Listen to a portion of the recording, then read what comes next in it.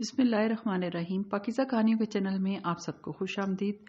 ایک خوبصورت کہانی کے ساتھ حاضر خدمت ہوں۔ یقیناً کہانی پسند آئے گی، اور کہانی پسند آئے تو میرے چینل کو سبسکرائب کرنا اور کہانی کو لائک کرنا نہ بھولیے گا۔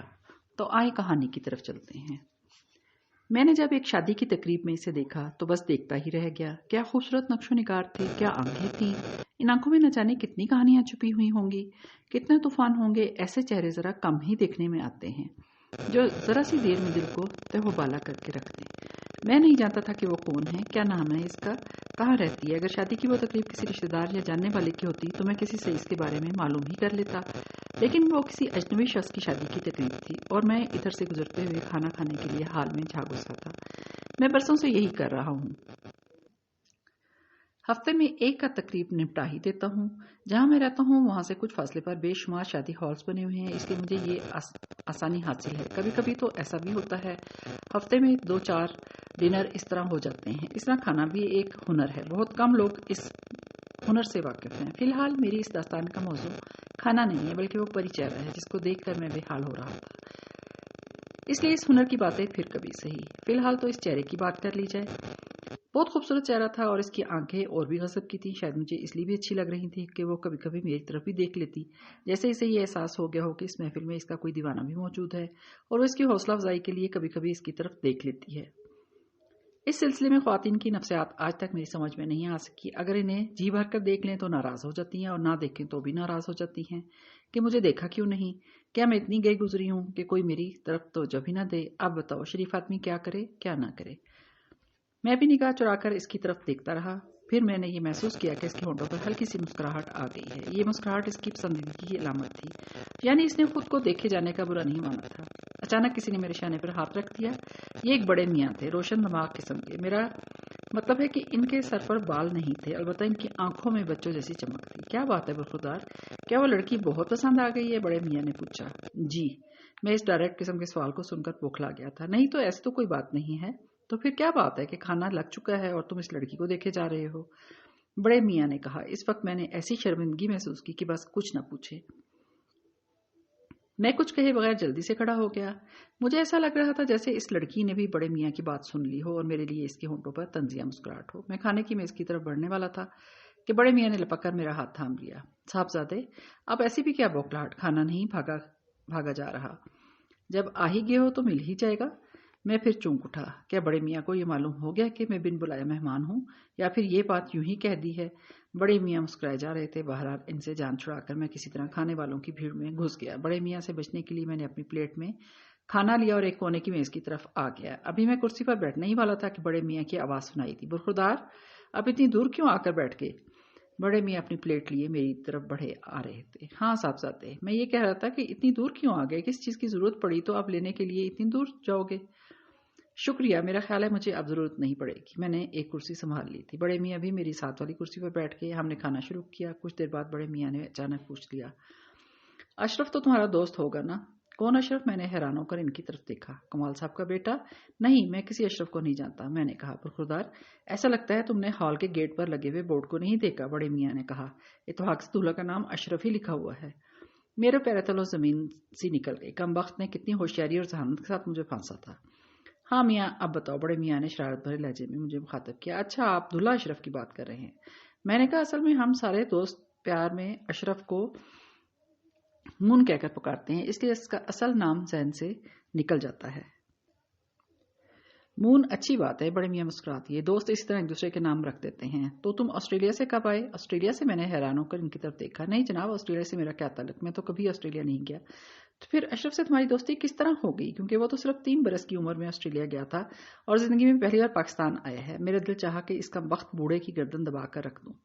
اس نے کس ہوشیاری سے مجھے ٹریپ کیا تھا، اور میرا یہ دل چاہ رہا تھا کہ بس ایک لمحے کے لیے یہ اپنی آنکھیں بند کرے اور میں کھانا چھوڑ کر باہر کی طرف دوڑ لگا دوں۔ ایسی توہین پہلے کبھی نہیں ہوئی ہوگی۔ میاں کھاتے رہو، بوڑھے نے کہا۔ اس لیے میں نے پہلے ہی کہہ دیا تھا کہ جب آ ہی گئے ہو تو اچھی طرح کھا کر جانا۔ یہ کیا ایڈونچر بھی کیا، اور بھوکے ہی چلے گئے؟ اس بار اس کی بات سن کر میں بھی مسکرا دیا۔ ستم ظریف قسم کے بڑے میاں تھے۔ آپ واقعی بہت کمال کے آدمی ہیں جناب، میں نے کہا۔ دراصل میں کسی اور شادی کے دھوکے میں اس حال میں گھس آیا ہوں۔ ارے بھائی، صفائی دینے کی کیا ضرورت ہے؟ جو کچھ ہے ٹھیک ہی ہے، بس کھائے جاؤ۔ ویسے تم میں ہر طرح کی خوبیاں معلوم ہوتی ہیں، جی میں سمجھا نہیں کیسی خوبیاں؟ یہی کہ لڑکیوں کو گھور کر دیکھنا، کسی غیر کی شادی میں پہنچ جانا، کچھ بھی ہو تم آدمی کمال کے معلوم ہوتے ہو۔ میرا دل چاہ رہا تھا کہ اس بار کم از کم کرسی اٹھا کر اس کے سر پر دے ماروں۔ اس نے تو مجھے نیچا کر دکھایا تھا۔ کیا بات ہے برخوردار، تم نے ہاتھ کیوں روک دیا ہے؟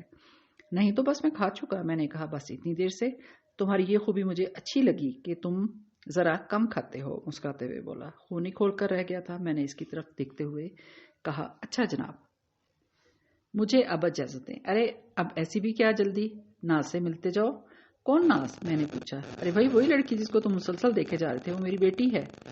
اس بار تو شامیانہ ہال کی دیواروں، کرسیوں، میزوں سب کی سب میرے سر پر برس گئی تھی۔ اس نے ذرا سی دیر میں میرا کیا حشر کر کے رکھ دیا تھا۔ اس کے ہونٹوں پر وہی شرارت بھری مسکراہٹ تھی۔ کیسا ستم ظریف آدمی تھا۔ میری ساری ذہانت، ساری حاضر جوابی، ساری دلیری اس کے سامنے ہوا ہو کر رہ گئی تھی۔ اب میں سنجیدہ ہوں، بوڑھے نے کہا۔ اب میں تمہیں اپنی بیٹی سے ملوا دیتا ہوں۔ جناب مجھے شرمندہ نہ کریں، میں اب جا رہا ہوں۔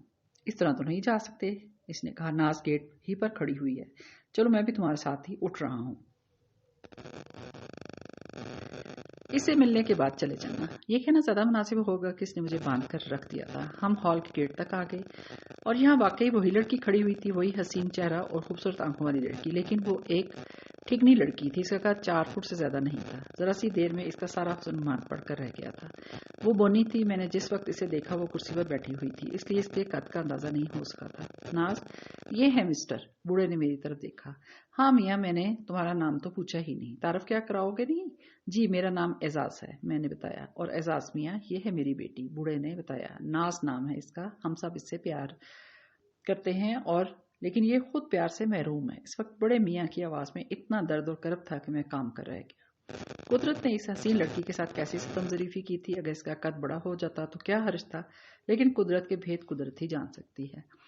اور اس وقت نہ جانے کیوں میں نے اس بوڑھے سے کہا، قبلہ آپ لوگ رہتے کہاں ہیں؟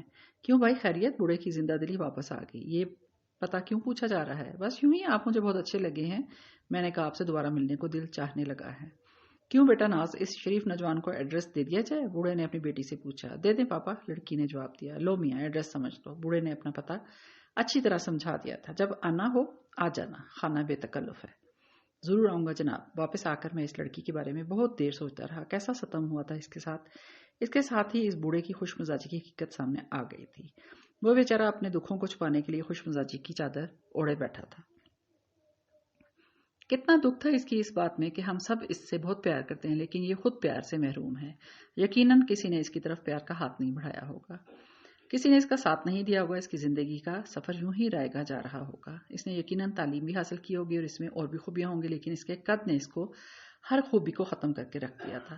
میں نے کبھی ایک شخص کی کہانی سنی تھی۔ وہ ایک ڈاکٹر کے پاس گیا۔ اس نے بتایا، ڈاکٹر صاحب میں ہنسنے کے لیے ترس گیا ہوں، دکھوں نے مجھے اپنی گرفت میں لے رکھا ہے، میری زندگی میں خوشی نام کی کوئی چیز نہیں ہے۔ کیا آپ کے پاس کوئی ایسی دوا ہے کہ میں جی بھر کر ہنس سکوں، کچھ ہی دیر کے لیے صحیح خوش ہو جاؤں؟ نہیں، میرے پاس ایسی کوئی دعا نہیں ہے، ڈاکٹر نے بتایا۔ البتہ میں تمہیں ایک مشورہ دے سکتا ہوں۔ فلاں ہوٹل کے باہر ہر رات ایک جوکر کھڑا ہوتا ہے، اس کی حرکتیں ایسی ہوتی ہیں کہ تم ہنس ہنس کر پاگل ہو جاؤ گے۔ وہ شخص یہ مشورہ سن کر رو پڑا۔ ڈاکٹر صاحب، وہ جوکر میں ہی تو ہوں۔ یہاں بھی ایسا ہی تھا۔ بڑے میاں اپنے کرب اور اپنے دکھوں سے ذرا دیر کے لیے نجات حاصل کرنے کے لیے مسخرے بن گئے تھے، دلچسپ باتیں کرنے لگے تھے۔ اگر کوئی اور بات نہ بھی ہوتی تب بھی ان کی دلچسپ باتیں سننے کے لیے ان کے پاس ضرور جاتا، اور ایک دن میں ان کے پاس پہنچ ہی گیا۔ شام کا وقت تھا، بڑے میاں بھی گھر پر ہی تھے اور ان کی وہ بیٹی بھی تھی۔ بڑے میاں نے بڑی خوش دلی سے میرا استقبال کرتے ہوئے کہا، تمہاری بے چینی سے اندازہ ہو رہا تھا کہ تم چکر ضرور لگاؤ گے۔ جناب میں تو آپ سے ملنے آیا ہوں، میں اپنی جھپ مٹانے کے لیے بولا۔ اچھا، اس کی آنکھیں چمک اٹھیں۔ یہ بتاؤ میری بیٹی کا نام کیا ہے؟ آپ نے ناز بتایا تھا۔ گڈ، اور اب میرا نام بتائیں۔ آپ کا نام؟ میں کچھ بوکھلا گیا تھا۔ آپ نے شاید اپنا نام نہیں بتایا تھا۔ کھانے کے دوران میں نے اپنا نام بتا دیا تھا میاں، لیکن تمہیں اس لیے یاد نہیں رہا کہ تمہیں مجھ سے کوئی خاص دلچسپی نہیں ہے، ورنہ تم میرا نام ضرور یاد رکھتے۔ آپ مجھے پھر شرمندہ کر رہے ہیں جناب، میں نے کہا۔ چلو ایک بار پھر اپنا نام بتا دیتا ہوں، میرا نام ناصر حسین ہے۔ ناصر صاحب واقعی بہت زبردست آدمی ہے، آؤ اندر آ جاؤ۔ ناصر صاحب نے میرا ہاتھ تھام لیا تھا۔ بہت خوبصورت اور سلیقے سے سجا ہوا ڈرائنگ روم تھا، جس کی سجاوٹ یہ بتا رہی تھی کہ اس میں پیسے سے زیادہ اعلیٰ ذوق کا کمال ہے۔ دیکھا تم نے؟ ناصر صاحب نے کہا، یہ تم جو سجاوٹ دیکھ رہے ہو یہ سب اسی ناز کا کارنامہ ہے۔ خدا نے اس میں سلیقہ بھر دیا ہے، لیکن افسوس قد کے معاملے میں اس کے ساتھ انصاف نہیں کیا گیا۔ ایسا نہ کہیں جناب، آپ کی بیٹی اس وقت بھی لاکھوں میں ایک ہے، اس میں کوئی شک نہیں ہے۔ ناصر صاحب خوش ہو گئے تھے۔ कुछ देर बाद वो लड़की भी कमरे में दाखिल होगी, अपने खूबसूरत होंठों पर खूबसूरत मुस्कुराहट लिए हुए। नाज देखो, ये एजाज मियाँ मुझसे मिलने के बहाने यहाँ तक आ पहुंचे हैं। मैं झिम कर रह गया। अजीब बेधड़क किस्म के बड़े मियाँ थे। बाबा, नाज बड़े मियाँ को मुखातिब किया, आप इनसे पूछें कि ये मेरा वक्त बर्बाद करने तो नहीं आए। बेटा, अब इस किस्म की बातें तो तुम खुद ही पूछ लो। नासिर साहब ने कहा, मैं तो अपने कमरे में जा रहा हूँ। नासिर साहब ड्राइंग रूम से बाहर चले गए। इनके जाने के बाद मैंने नाज से पूछा, मैं तुम्हारा मतलब नहीं समझा, वक्त बर्बाद करने से तुम्हारा क्या मकसद है? कौन तुम्हारा वक्त बर्बाद करता है? आप जैसे लोग। इसके होंठों पर एक तल्ख सी मुस्कुराहट आ गई। आप जैसे ना जाने कितने लोग जो किसी ना किसी तरह मेरी जिंदगी में आए और जब उन्होंने मुझे देख लिया तो मुड़कर आने की सहमत ही नहीं की। अफसोस हुआ ये सुनकर। मैंने कहा, लेकिन ये लोग आपकी जिंदगी में शामिल किस तरह होते रहे थे? फोन के जरिए, नाज ने बताया। कभी किसी का रॉन्ग नंबर आ गया, इसने मेरी आवाज सुन ली तो बस मेरे पीछे पड़ गया, या फिर कुछ नेट के जरिए भी आए, इनसे चीटिंग होती रही, तस्वीर की फरमाइश की तो नेट पर तस्वीर दे दी, मेरी सूरत देखकर मेरे दीवाने हो गए, मुझसे मिलने की ख्वाहिश करते रहे और जब इनके मजबूर करने पर मैं इनके सामने आई तो इसके बाद उन्होंने मेरा नाम भी नहीं लिया। बस ये है मेरी दास्तान। लेकिन वो कुछ कहते कहते रुक गई। लेकिन क्या? लेकिन ये कि आप पहले आदमी हैं जिन्होंने पहली मुलाकात में मुझे देख भी लिया, इसके बावजूद मुझसे मिलने चले आए। मैं आपकी हिम्मत को सलाम करती हूँ। देखो ना नाज, दुनिया का हर आदमी एक जैसा नहीं होता। मैंने कहा, फिर यह भी तो मुमकिन है कि मेरा इरादा तुमसे इश्क करने का ना हो, मैं तुमसे दोस्ती करना चाहता हूँ। मेरे लिए यह भी बहुत बड़ी बात होगी कि आप जैसे लंबे कद का आदमी मुझ जैसी ठिगनी से दोस्ती करना चाहता है। तुम बिला वजह एहसास कमतरी में मुब्तला हो। मैंने कहा, जबकि ये फैक्ट है कि तुम हजारों लाखों लड़कियों से बेहतर हो, क्योंकि तुम्हारा जहन रोशन है, तुम्हारी रूह सच्ची है। आपका शुक्रिया एजाज साहब। इसने एक गहरी सांस ली। मैं अपने बारे में ऐसी बातें पहली मर्तबा सुन रही हूँ और सुनती रहोगी, क्योंकि मैंने दोस्ती करने का इरादा कर लिया है, बशर्ते कि तुम भी मेरी दोस्ती कबूल कर लो। कबूल है जनाब, वो हंस पड़ी। और मुझे भी कबूल है, बड़े मियाँ एक पर्दे की आड़ से निकलते हुए बोले। मियाँ, इस गैर अखलाकी सरगर्मी के लिए मुझे माफ कर देना कि मैंने तुम दोनों की बातें छुप कर सुन ली हैं, लेकिन मेरे लिए ये एहतियात इसलिए जरूरी थी कि नाज एक सीधी सादी भोली भाली लड़की है। मैं नहीं चाहता कि कोई एडवेंचर पसंद इससे नाजायज फायदा उठा ले। बाबा, नाज जल्दी से बोली, ये सब सच्चाइयां हैं बाबा की जान। नासिर हुसैन ने कहा, यह पूरा मुआशरा वही बेरहम और संगदिल हो गया है। अब मेरे बारे में आपका क्या ख्याल है? तुम एक शरीफ नौजवान हो। एतजाज मियाँ। एतराज नहीं, एजाज, मैंने तस्दीक की। सॉरी, मुझे नाम याद नहीं रहते। बहरहाल तुम जो भी हो बहुत अच्छे हो। शुक्रिया जनाब। तो भाई दोस्ती के पहले दिन की रवायत तो निभानी पड़ेगी। नासिर हुसैन ने कहा, ये हमारे यहाँ की पुरानी रस्म चले आ रही है। और वो क्या है जनाब? कोई खास नहीं, बस बाजार से केक लेकर आते हैं। नासिर हुसैन ने कहा, केक काटने के बाद तुम दोनों की बाकायदा दोस्ती शुरू हो जाएगी। अब तुम भी ये सोच रहे होगे कि ये कैसा बाप है जो अपनी बेटी के हवाले से ऐसी बातें कर रहा है। नहीं, मैंने ऐसी कोई बात नहीं सोची। अगर नहीं सोची तो ये तुम्हारी बेहिसी और बेवकूफ़ी है। नासिर हुसैन ने कहा, तुम्हें ज़रूर सोचना चाहिए। बहरहाल अब ये सुन लो कि मैं ऐसी बातें इसलिए कर रहा हूँ कि मेरी बेटी की ज़िंदगी में आज तक खुशी का कोई लम्हा नहीं आया। इससे आज तक किसी की दोस्ती भी हासिल नहीं हो सकी। तुमने आकर इसके होंठों पर मुस्कुराहटें बखेर दी हैं, इसीलिए मैं इस किस्म की उल्टी सीधी बातें कर रहा हूँ। मैं खुद इस महरूमी को महसूस करने लगा था। एक बाप के जज्बात कितने सच्चे थे। वो अपनी औलाद को हर तरह खुश देखने का ख्वाहिशमंद था। बहरहाल नाज से इस तरह मेरी दोस्ती हो गई। वो एक समझदार और ख्याल करने वाली और ज़हीन लड़की साबित हुई। बस ये प्रॉब्लम यही थी कि हम दोनों जब साथ निकलते तो गुल्ली डंडा मालूम होते। इस बेचारी का कद वाकई बहुत छोटा था। 2-4 दोस्तों ने मुझे इसके साथ देख लिया था। वो मुझे छेड़ने लगे, भाई खैरियत तो है, ये तुम्हें कहाँ से मिल गई? मेरा ख्याल है तुम औलाद की तरह इसकी परवरिश करना चाहते हो। बकवास बंद करो, बहुत अच्छी लड़की है। इसमें क्या शक है? तुम्हारे साथ चलते हुए वो और भी अच्छी मालूम होती है। इस वक्त मैं इन बेअक्लों की अकल पर मातम करते हुए इन्हें लेक्चर देने लगता कि इंसान की असल खूबी इसके कद में नहीं, इसके जहन में होती है। नेपोलियन बोनापार्ट का कद भी छोटा था, इसलिए इसे बूटा बोना कहते हैं। टांका निका का जनरल मोगाना इससे भी छोटे कद का था, वगैरह वगैरह। लेकिन मेरे लेक्चर का असर ये होता कि वो मेरी तरफ इस तरह देखने लगते जैसे मेरा दिमाग चल गया हो। एक बार मैंने इसके साथ शॉपिंग के लिए एक मार्केट की तरफ गया। इसे अपने लिए कपड़े खरीदने थे, इसलिए वो एक दुकान में घुस गई, जबकि मैं बाहर ही खड़ा रहा क्योंकि इस दुकान में बहुत रश था। कुछ देर बाद एक नौजवान ने मेरे शाने को हिलाते हुए बताया, जनाब आपकी बच्ची आपको बुला रही है। मेरी बच्ची? मेरी कौन सी बच्ची है? मैंने हैरान होकर पूछा। वो देखें दुकान के बाहर। नौजवान ने इशारा किया। मैंने देखा नाज इशारे से मुझे बुला रही थी। मैं चूंकि इसकी तरफ मतवजा नहीं था, इसीलिए इस नौजवान ने मेरी इस तरफ तवज्जो दिलाई और वो कम वक्त इसे मेरी बच्ची समझा था। मुझे गुस्सा भी आया था और शर्मिंदगी भी महसूस हुई थी। बहरहाल इस किस्म के और भी कई वाकयात हुए। इन बातों का एहसास खुद इसको भी होता रहता था। एक दिन इसने मुझसे कहा, एजाज मेरा ख्याल है मैं अब तुम्हारे साथ ना निकला करूं। वो क्यों? इसलिए कि तुम मेरी वजह से ख्वामख्वाह तमाशा बनकर रह जाते हो। ऐसा मत कहो, मुझे किसी की परवाह नहीं है। नासिर हुसैन यानी नाज के वालिद साहब से भी मेरी मुलाकात होती रहती थी। एक शाम उन्होंने कहा, मियाँ मेरे एक अजीज की शादी है, चल रहे हो हमारे साथ? अरे नहीं जनाब, मैं बिन बुलाए मेहमान आप लोगों के साथ कहाँ जाऊंगा। खैर ऐसा तो ना कहो, शरारत से हंसती है। तुम्हारे लिए ये कोई नया तजर्बा तो नहीं होगा। तुम इस रात भी तो यूं ही पहुंच गए थे, यह आप कैसे कह सकते हैं? मियाँ यह तो इसी वक्त पता चल गया था जब तुम दूल्हा के नाम पर बुखला गए थे। खैर छोड़ो, हम दोनों चले जाते हैं। मैं घर पहुंचा तो फूफी मेरे इंतजार में थी। वो भी एक अजीब चीज है, उन्होंने शायद ये कसम खा ली थी कि मुझे कुंवारा नहीं रहने देंगी, हर हाल में मेरी शादी करा के रहेंगी। इस दिन भी वो एक रिश्ता ही लेकर मेरे पास आई थी। एजाज तुम्हें हर हाल में ये रिश्ता करना होगा, लड़की बहुत अच्छी है।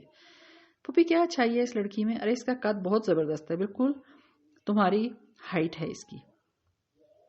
ये कौन सी खूबी होगी वैसे फूफी? मैं एक लड़की को पसंद कर चुका हूं, मैंने कहा। अच्छा वो कौन है? एक हसीना, मैंने कहा। आपसे देखकर खुश हो जाएंगी। बेटा अगर ऐसी बात है तो दिखाओ मुझे तो तुम्हारी खुशी चाहिए, चाहे वो कोई भी हो। और मुझे यकीन है तुमने कुछ देखकर ही पसंद किया होगा। सच तो ये है कि मैंने अभी तक नाज के बारे में कोई फैसला नहीं किया था, लेकिन फूफी ने आकर जैसे मेरी गैरत को झंझोड़ दिया था। उन्होंने जैसे ही किसी रिश्ते की बात की, मैंने इसी वक्त नाज को अपनाने का फैसला कर लिया था। मैं इतने दिनों में नाज को अच्छी तरह परख चुका था। वो बहुत अच्छी लड़की थी और सबसे बड़ी बात यह थी कि मैं इससे शादी कर लेता तो वो जिंदगी भर मेरी वफादार रहती, क्योंकि एक लंबे कद वाले ने इसे पसंद करके इससे शादी की थी। इस तरह जिंदगी बहुत आराम के साथ गुजर जाती। तो फिर कब ला रहे हो इसको? फूफी ने कहा। फूफी कल ही लेकर आऊंगा, मैंने कहा, लेकिन शर्त यह है कि आप इसके सामने से कुछ मत बोलिएगा। ये क्या बात हुई? जब वो तुम्हारी पसंद है तो फिर मुझे क्या बोलना है? दूसरे दिन मैंने नाज को अपने घर चलने की दावत दे दी। मैंने इसे फूफी के बारे में कुछ नहीं बताया। बहरहाल जब इसे लेकर पहुंचा तो फूफी मेरा हाथ थाम कर मुझे एक तरफ ले आई। बेटा इस लड़की की छोटी बहन तो आ गई, खुद वो लड़की कहाँ है? फूफी यही है वो लड़की। है इतनी सी? तुम क्या बच्ची से शादी करोगे? फूफी ये बच्ची नहीं है, इसका कद छोटा रह गया है। वाह मियाँ, तुमको यही एक मिली थी।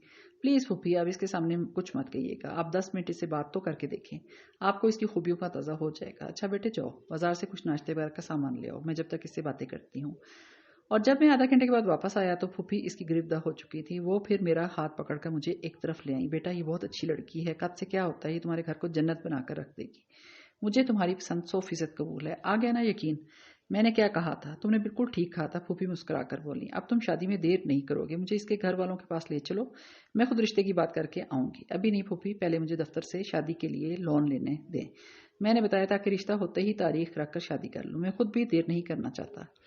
इसके बाद मैंने दफ्तर में लोन की दरख्वास्त दे दी। पूरा अपार्टमेंट इस बात पर खुश था कि बिलाखिर मैंने भी शादी का फैसला कर ही लिया है। तरह तरह के सवालात किए जा रहे थे, कैसी है, क्या करती है, क्या लव मैरिज कर रहे हो या खानदान वालों ने रिश्ता तय किया है, वगैरह वगैरह। और मैं सबको ये बता रहा था कि ये लव मैरिज तो है, लेकिन इसमें खानदान वालों की रजामंदी भी शामिल है। दूसरी तरफ फूफी ने शोर मचा रखा था, अरे बेटा कब तक लोन मिलेगा, कब होगी शादी? हो जाएगी फूफी, बस लोन मिलने वाला है। मैंने ये सोचा था कि लोन मिलने के बाद ही फूफी को लेकर नाजा के घर जाऊंगा और इस दौरान इससे मुलाकात भी नहीं करूंगा। ये बिल्कुल खास स्टाइल का सस्पेंस होगा।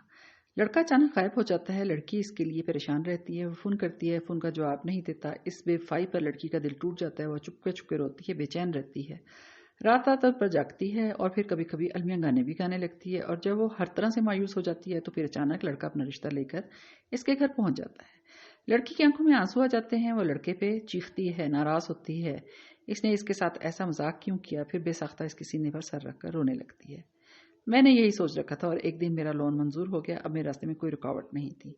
हाँ, इस दौरान मैंने वही किया जो मैंने सोच रखा था, यानी नाज से कोई राब्ता नहीं रखा। वो बेचारी मुझे फोन करती थी, लेकिन मैं इसके फोन का जवाब भी नहीं देता था। मुझे यकीन था कि वो कितना बेकरार हो रही होगी, लेकिन जब इस ड्रामे का क्लाइमैक्स इसके सामने आएगा तो फिर इसकी खुशियों का कोई ठिकाना नहीं रहेगा। लोन मंजूर होते ही मैंने फूफी से कहा, फूफी अब वो वक्त आ गया है आप जिसका इंतजार कर रही थी। क्या मतलब? क्या तुम्हारा कर्ज मंजूर हो गया है? हाँ फूफी मंजूर हो गया है। तो फिर चलो, देर किस बात की है, बल्कि पहले इन्हें फोन करो कि हम लोग आ रहे हैं। नहीं फूफी, यही तो नहीं करना, हम अचानक इनके घर पहुंचेंगे। सस्पेंस आखिर तक होना चाहिए, कहानी की यही खूबी होती है। अरे कैसी कहानी? ये आप नहीं समझेंगी, चले बस तैयार हो जाएं। मैंने फूफी को तैयार किया, मोहल्ले की दुकान से नाज की पसंद का केक खरीदा और हम नाज के घर पहुंच गए। नासिर हुसैन ने बहुत गर्मजोशी से हमारा इस्तकबाल किया था। मियाँ अचानक कहाँ गायब हो गए थे? बेचारी नाज तुम्हारे लिए बहुत परेशान रहती थी। जी हाँ, इसका अंदाजा था मुझे। मैं मुस्कुरा दिया। फिर फूफी का तारफ कराया कि मेरी फूफी भी हैं और माँ भी, उन्होंने ही मेरी परवरिश की है। जी भाई साहब, अब तो यही ख्वाहिश रह गई है कि एजाज मियाँ का चेहरा देख लूँ। फूफी ने कहा, क्यों नहीं, ये काम तो अब हो जाना चाहिए। नासिर हुसैन ने कहा, बस तो भाई साहब, हम इसीलिए हाजिर हुए हैं। फूफी जल्दी से बोली, मुझे आपकी बेटी बहुत पसंद आई है। नासिर हुसैन ये सुनकर इस तरह चुप हो गए जैसे कुछ सोच रहे हों, बल्कि मेरा ख्याल ये था कि वो ये सुनकर खुशी से उछल पड़ेंगे। इसके बरक्स इन पर एक तरह की बेहिसी तारी हो गई थी। किस सोच में पड़ गए भाई साहब? फूफी ने पूछा। एजाज मियाँ, नासिर हुसैन ने मेरी तरफ देखा। बेटा, नाज बरामदे में बैठी है, तुम जरा इससे जाकर मिल लो, वो तुम्हें सब बता देगी। बहुत अजीब सी बात थी। बहरहाल मैं मकान के पिछले हिस्से की तरफ आ गया, जहाँ एक छोटा सा दरवाजा था और उसके साथ एक बरंदा था, और नाज यहाँ अकेली बैठी हुई थी। हेलो, मैंने इसकी तरफ देखते हुए कहा। मुझे अंदाजा है कि तुम मुझसे नाराज होगी, लेकिन मैं एक प्लानिंग के तहत जानबूझकर तुमसे दूर हुआ था और तुम्हारे फोन का जवाब नहीं दे रहा था। ये बात नहीं है एजाज, वो धीरे से बोली, बात कुछ और है। वाह, क्या बात है? मैंने किसी से मंगनी कर ली है, इसने बताया। क्या? मैंने यकीन न करने वाले अंदाज में इसकी तरफ देखा। तुमने किससे मंगनी कर ली है और कौन है वो? सलमान नाम है इसका, इसने बताया। बहुत समझदार, बहुत ज़हीन, एक महकमे में आला ओहदे पर काम करता है। ये कैसे हो सकता है? मैंने कहा। क्यों मजाक कर रही हो? तुम्हें कौन मिल सकता है? मिल गया है ना, इसलिए कह रही हूँ। अगर कहो तो इससे मिलवा दूँ। इत्तेफाक से वो इस वक्त यहीं किचन में है। इसे खाने बनाने का भी बहुत शौक है, हर वक्त कोई ना कोई तजर्बा करता ही रहता है। ये कहते हुए इसके होंठों पर मुस्कुराहट आ गई थी। चलो बुला लो इसको, मेरा मतलब है अपने सलमान साहब को। मैं भी तो देखूं कि मुझ जैसा दूसरा कौन पैदा हो गया है। इसने गुस्से से मेरी तरफ देखा और किचन की तरफ चली गई। कुछ देर बाद वो वापस आई तो सलमान भी इसके साथ था। सलमान को देखकर मैंने अपने सारे एतराफ वापस ले लिए। मेरी सारी उलझनें दूर हो गई। हर सवाल का जवाब मिल गया मुझे, क्योंकि वो सलमान कद में खुद नाज से भी छोटा था। अब कहो, नाज ने फखरी अंदाज में मेरी तरफ देखा। मुझे मिल गया ना मेरा साथी? हाँ नाज, बहुत बहुत मुबारक हो तुम्हें। मैंने कहा, वाकई तुम्हें वैसा ही साथी मिल गया जैसा मिलना चाहिए था। मैंने इसे इजाज़त चाहिए और फूफी को लेकर वापस आ गया। इस दिन मुझे इस बात का पता चल गया कि जोड़े वाकई आसमानों पर बनते हैं। और अब फूफी एक बार फिर मेरे लिए मेरे कद के बराबर कोई रिश्ता तलाश करने की मुहिम पर लगी हुई हैं।